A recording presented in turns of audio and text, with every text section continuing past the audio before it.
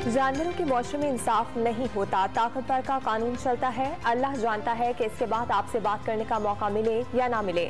सियालकोट के तलबा कन्वेंशन से इमरान खान का खिताब। वजीर आला पंजाब परवेज इलाही ने गुजरात वेस्ट मैनेजमेंट कंपनी भी कायम कर दी। गुजरात में सफाई के इंतजाम की जिम्मेदार होगी। बोर्ड ऑफ डायरेक्टर्स का नोटिफिकेशन जारी कर दिया गया।